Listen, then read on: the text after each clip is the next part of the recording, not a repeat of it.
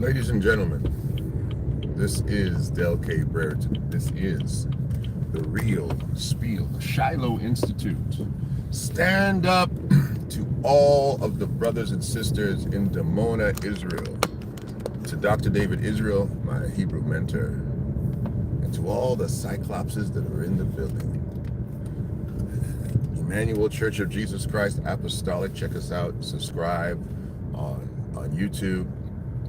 Glorious Churches of Canada, Faith Temple Apostolic International Ministries, and Faith FTA Theological Seminary.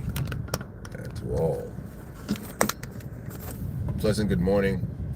I need to bring some things to your attention today, because in the midst of the appropriate and substantial effect of Abraham Traore on the world, on Africa, I'm here to let you know what's going on, Zenobia. Shalom, shalom. Boker Tov, ma shalom ka to you. I'm here to let you know that there is an Abraham Traore spirit that has swept the world. And before even we were talking about Traore, in Israel, there has been a young man basically becoming a movement onto himself and onto his people. And it wasn't his intention. He's not a military leader. He's not even trying to be a politician. But he has been born to lead. He has been chosen to lead. His name is Ashrael Moore. And you've got to figure out who this guy is. I want you to go and Google him. I want you to check him out. That's my guy. That's my road dog in Israel. He's a son of Dimona, and he has risen to the forefront as a Gideon. I'm not playing with you right now. I need you to listen to me. He has risen to the forefront as a Gideon of this generation, standing against the imperialistic, hegemonic powers in Israel that chose to make a decision to deport members of the Dimona community. And this brother has stood up with another brother by the name of Raphael. And yes, he's going to say it wasn't me, it was a team, but I know that Ashriel and Raphael, I know myself, are instrumental in stopping, and I want to let you know, they have stopped the deportations. They have won. They won. They stopped the deportation of these, I've always been calling them the Dimona Saints. People who've been in Israel 50 years, generationally, and their children who have come behind them. There's such a strange story behind it, and Dr. Israel told me this on Sabbath morning, and he was trying to give us a little bit of history, which is why I got to tell you, learning Hebrew from Dr. Israel is not just learning the Hebrew language, it's relearning about life. It's again decolonizing your brain. And as he's explaining to me about Ashrael Moore and talking about this brother, man, it just began to inspire me. He took us back, and if I have it wrong, you guys can correct me, because my recollection is my recollection. And he said that during COVID, what took place was Israel was trying to get everyone, of course, like the whole world was trying to do, to take these vaccines. And the Dimona community said, we were not going to take the vaccine. And they said, why? And they called the man and said, how come? What's going on? He said, well, it's not part of our faith, and we're not taking the vaccine. And then when they did, I guess, some kind of Pew study, trying to figure out, how many people were affected by COVID, by demographic, by population, by area, by region. what they found out and what they posted in the newspaper. I jumped the gun. The Israel authorities told them, if you're not going to take the vaccine, you can't tell anybody that you're not taking the vaccine. We don't want you to publicize that. And if you do publicize that, there's going to be repercussions. I said, well, we're not publicizing anything. We don't need to publicize anything. But people found out that in the Dimona community, there was 0 cases of hospitalization. There was 0 cases of death for a community that did not take the vaccine. So of course now, people are coming down trying to figure out, why are these people not getting sick? Why are these people not, dying and having the trouble that the rest of the world is having? And so because of that secular interest, not because of their self-promotion, people came down and started to investigate. Now, they told them not to tell anybody, but I'm not going to say. sometimes folks don't want to listen to the imperialist who tells them not to do stuff, but I ain't going to say nothing. So the newspapers came and posted that there is 0 cases of COVID, coronavirus, they called it at first, right? In the Dimona community, 0 deaths, 0, nothing. So apparently now, after, of course, the whole COVID thing quiets down, all of a sudden, deportation orders come out for all these people. And so that's the story that I was told. That these deportation orders potentially were punitive because people didn't want to listen to the power structure that wanted to inject them with poison. So I said poison. So now and he's a youth, he's a young man, out of the midst of the community rises up this young man who says, hey, wait a minute, you're not going to just simply start deporting us without going through the political process. And him and another brother by the name of Ashrael start to fight the good fight of faith. And it was a long battle. I'm going to get him on here. It's supposed to be this Saturday. So put that in pencil that in, this Sabbath. I'm going to communicate with him this week, and he's going to articulate this story for himself and give us the nitty-gritty of the details, and tell us how the process went. Again, I had him on here before. Many of you gave money to that community and helped them, and I think the battle is not over. And so what I'm going to do is I'm going to jump to the place in the story that I want to be in, and he's going to historically on Sabbath bring us up to speed, but I'm going to jump to the future. They have stopped the deportations, but I asked the question, so what's next? Are they going to give them citizenship? Because that's what they deserve. Citizenship. So this is how wise these serpents are. They did stop the deportation, but they didn't give them residency. They didn't give them citizenship because they don't want it to be a precedent. And that's some of the things that I was talking about before. I spoke to him. I said, brother, this is the issue. And if they allow this to take place, it will become a precedent of law if the judge has to make a decision. And that's what they were trying to make sure they did not do. They did not want a judge to say, give these people their residency, give these people citizenship. They have qualified. They have served in the army. They've been here for generations. They have added to the value of the community. They are legitimate Hebrews. They are legitimate Israelites. And something he said to me too, they are legitimate Israelis. He said, I'm an Israeli. I was born here. I speak the language. I served in the army. My ancestors are from here. What if you want to call yourself something that is connected to the land? Then everything you call yourself, I am, and everything you deserve, I deserve, and my family deserves, and my people deserve. And I had to say, you're right. And Israeli, and why I don't use the term, because when you say Israeli, you hear European Jewry, you hear rabbinical Jewry. But an Israeli is not simply a European Jew.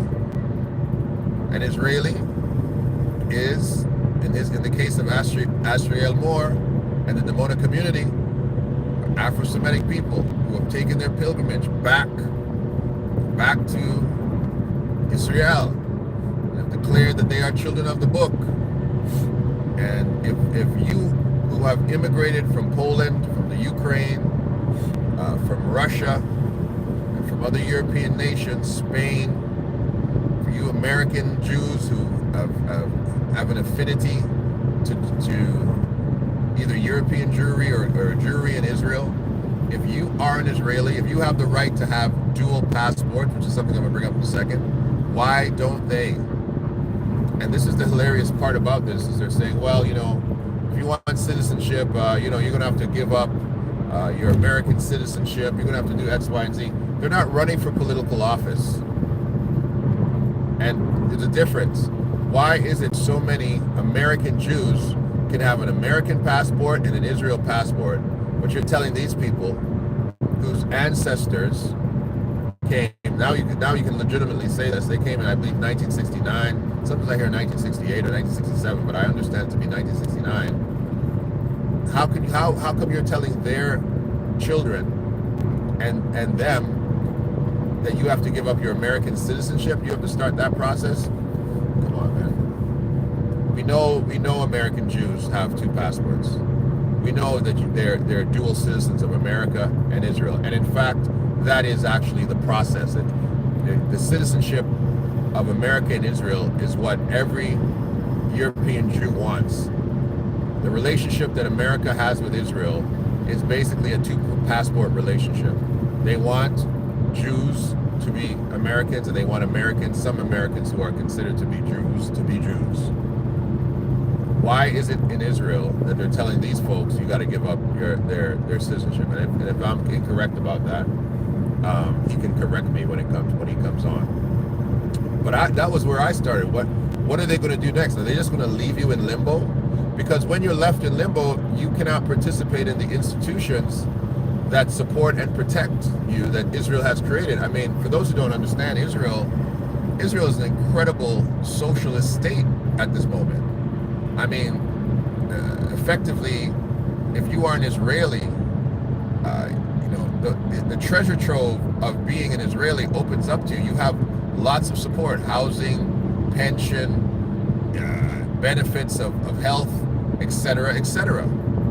And when these things are not opened up to individuals who have a legitimate citizenship, let me tell you something: they've been making it work with no support for years, for decades, for half a century plus, almost over 50 years. Imagine being in a nation over 50 years and not having any support systems afforded to you.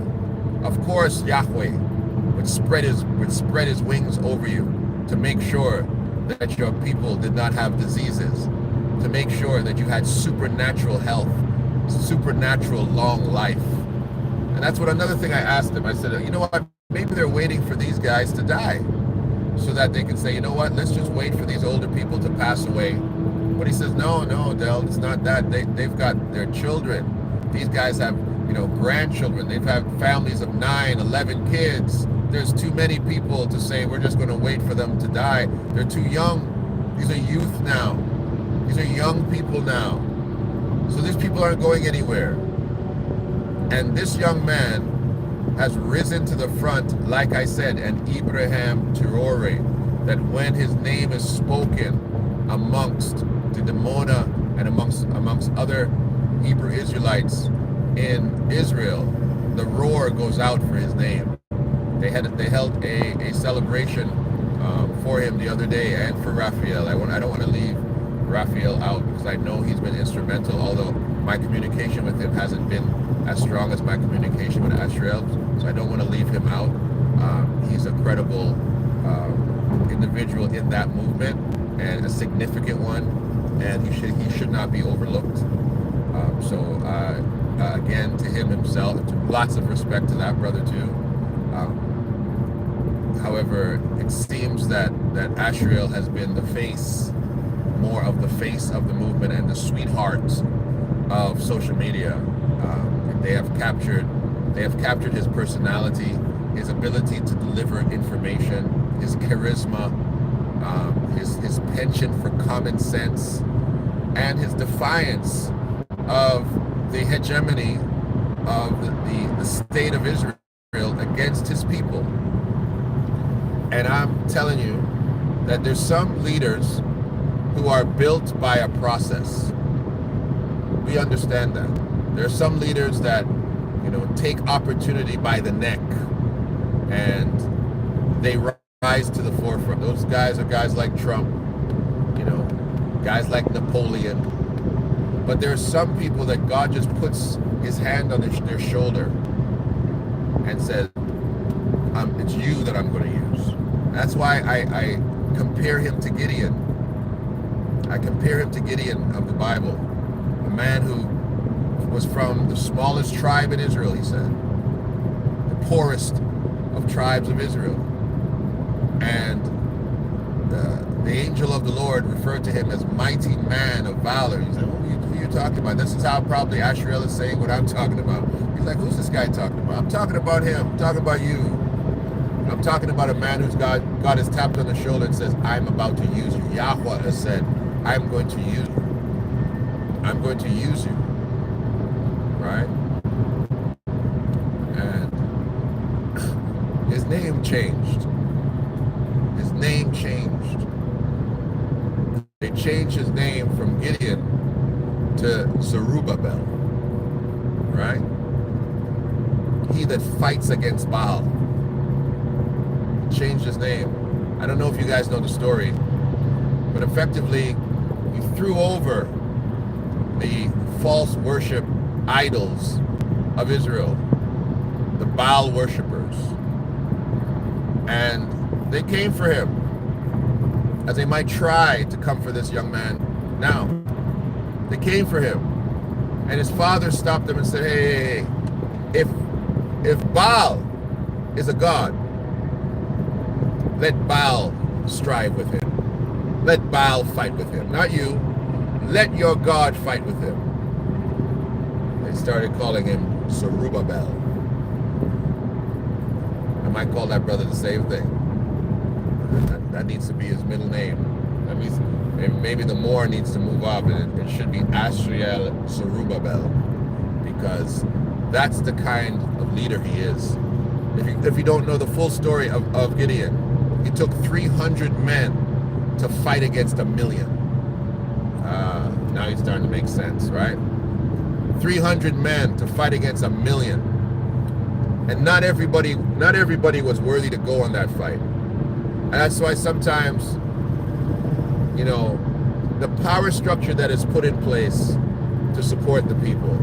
And I have been very blessed to meet the leaders of Dimona, some of them, people who had been there, people who were slightly removed. I've been very blessed to be brought in sometimes and have them teach me, show me, educate me, even how Dr. Israel is now teaching me this Hebrew language. Without him and without this community, me as a person, me as a minister, me as a bishop, me as a human being, my life would not have been the same. They've changed my life. They changed my thinking, my understanding, my worldview. However, there are times when Yahweh is saying, listen, I don't need all of you. I only need 300 of you. And he starts saying to some people, listen, no disrespect, but right now you can sit on the sideline, because I don't want people to think this is some massive military movement I want them to see that I can use the young, I can use the equipped, and I can make this movement happen. If some of you are scared, go home. If some of you have just had a wife or just got married, go home. But those that are ready to lap up the water like a dog and keep watching, to get down on your knees and to watch and to drink water like a wolf, yeah, those are the ones I want. I want them, I want them, I want them. This man is rising to the forefront in Israel, the same way Julius Malema is rose up in South Africa, the same way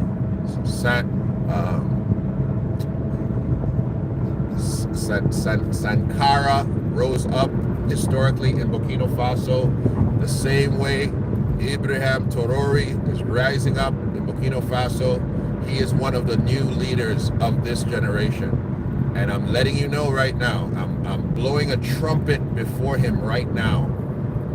Go look up this man, Ashrael Moore, Zerubbabel. Go look him up, because the battle is not over yet. And he wasn't fighting that battle with CNN making ovations for him. Fox News wasn't having him on. BBC wasn't coming on down there. African News wasn't. He was doing it with a small movement of individuals that he developed his own internal team. And that team, legitimately, that team of individuals put pressure. And as they say in the Caribbean, pressure bust pipe, put pressure on the Ministry of Interior, put pressure on the court systems, put pressure on the jurisprudence of Israel, and defended themselves and waited and had patience and did not look at their faces. The Bible says that they made their faces like flint.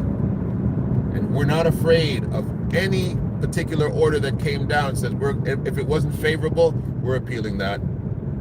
We're appealing that. And they put pressure on them, and they won. And this is a young man. I'm telling you, we're in a season right now. I preached this message yesterday called "No More Snakes in My Garden." No more snakes in my garden. Go take a listen to it. Emmanuel Church of Jesus Christ Apostolic on social media. You'll see the thumbnail with me fighting this snake. But I talked about being able to effectively shake off hegemonic snakes. Hegemonic snakes. Talked about the political system here in Canada, and they're trying to take away the charitable status to organizations that do outreach. So organizations that are food banks, Christian schools, clothing drives, organizations that raise money for the Christian movement through concerts and teaching and advocacy. Advocacy. If your movement, I don't care if it's Christianity, I don't care if it's the Mosaic faith, has no advocacy, then the world will kill you, because you must be able to speak and to fight for itself. If you have no jurisprudence in your movement, the world will kill you. That's why the Christian church calls Yeshua our advocate. He is our lawyer. He is our advocacy. And that's why Christianity must still have a voice of advocacy. We've gotten extremely complacent in that area. You get complacent when the state allows you to exist on their terms. When the state allows you to exist on their terms, you say, oh, there's no need for a movement anymore. We're legal.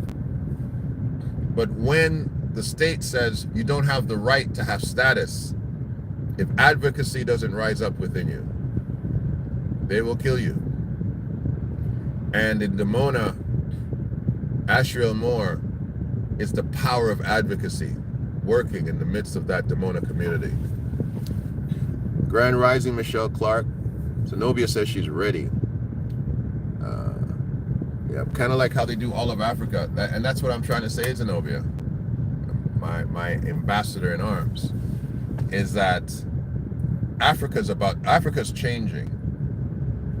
Africa is changing, and this is the interesting thing about understanding the perspective of the Dimona saints is they consider Israel part of Africa. They say it's on the same tectonic plate, and utilizing that concept, the spirit of Africa has swept even over this little state of Israel, because Africa realizes that there has to be a change of how they govern. Imagine when the inauguration of other presidents takes place, when Ibrahim Traore's name is mentioned.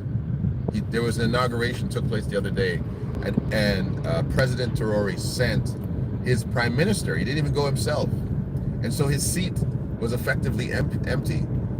And when they called his name in a different nation, the crowd went crazy, waving Burkina Faso flags. They did it even in Ghana, happened in January, but currently the world has gone after him. This is what they said. This is what the Pharisees said of Yeshua. If you read in the Gospel of John, it says, do you not see that everything that you have done has prevailed not, and the world has gone after him? I preached that message a few weeks ago. The world has gone after Traore. The spirit of Traore has infected Africa. And same with Julius Malema, but Malema sometimes is all over the place. He's a politician. But here we come with Ashrael Moore. And I'm telling you right now, he's next. He's next. And Ashriel, I'm going to send you this if you don't see it already. If you feel it's not you, too bad, my brother. Sometimes the whirlwind picks you up and deals with you because Yahweh has a plan for your life. Because he needs his people to have advocacy. And he knew who to call. He knew who to tap on the shoulder. And it's no disrespect, and to all the leaders in Dimona, it is no disrespect that this young Gideon has been called to the forefront to lead you. It is no disrespect to you. Gideon was not the leader of the community. And sometimes God had to lift up a judge out of obscurity. Out of obscurity, he lifts up a judge for the time. And so please, to those leaders in Dimona who have the senior presence and knowledge and come from the succession of Ben-Omi, understand when God has given you a Gideon and stand with him and pray for him and anoint his head with oil to do the work. And to Ashrael Moore, understand that God has swept you up out of obscurity. And you're not just standing for yourself. You're not just standing even for Dimona. You're standing for Yahweh. You're standing for Yahweh. And nothing, my brother, will be able to stand against you. And do not set your bar low. Don't set your bar low. Don't let them just give you residency. You deserve citizenship. You deserve citizenship. Some little grandmother sitting around in America, some little grandmother, some European grandmother sitting around America who wants to, renew her Israeli passport, can do it in 2 winks of an eye. But to you who has been there for 50 years, served in the army, gone through the rigors of that nation, in Dimona, built a community from nothing, you can't get citizenship? Well, I'm going to say it like we say it in the Pentecostal church, the devil is a liar and so is his ugly mama. citizenship, period. All rights, all benefits. You are part of the Commonwealth of Israel, period. And don't allow them to appease you with anything short of it. Say no. Say no. We want citizenship. Yahweh has kept us this far. We're not accepting that. We are citizens. We are, as you told me on the phone a few days ago, I am an Israeli. I have proof I am an Israeli. Right? On October 7th, they didn't just come for the European Jew. Hamas didn't just come for them. If any of you were standing anywhere around that, they would have dragged you and killed you. They would have shot you the same way. They would have had no mercy for you, and they wouldn't have said, "Let me check your passport." Don't let them try that with you. Don't let them try that with you at all. Yahweh will deal with them, and that's what October 7th was. I said it out of my mouth, and I understand it now. October 7th was Yahweh dealing with a nation who hasn't been dealing properly with his people. And Israel, let this old prophet from Trinidad and Tobago, let this old prophet of Nigerian ancestry tell you this, that if you still deal recklessly with the people of Dimona, Yahweh will come down on you 10 times worse. He will deal with you again. And the Hamas, or whoever will rise up against you, will be worse than this wave. This is the first wave of warning that Yahweh says, as he said to Pharaoh, let my people go. Dimona deserves full citizenship, full benefits. They should be an ambassadorial state of Israel. You didn't like your two-state system with the Palestinians, with the Palestinians, and with yourself. You didn't like that? Well, guess what? God is bringing you a two-state system right now and saying, Dimona, I have rested my crown there, and there's nothing you can do about it. I have placed my blessing amongst those people, and there's nothing you can do about it. Can't you see that when plagues hit the world, nothing hit Dimona? Can't you see that they are the new Goshen of this generation? Can't you see? Or are you that blind? Are you that blind to see that? To not realize that these are Yahweh's people, and you haven't been able to do anything with them. You can't remove them from the land because they are part of the land. If you don't see that, you're going to see another October 7th raise up and again remind you, tap you on the shoulder and let you know, I am the Lord, and these are my people, and you shall do them no harm. They won't need an army to fight you.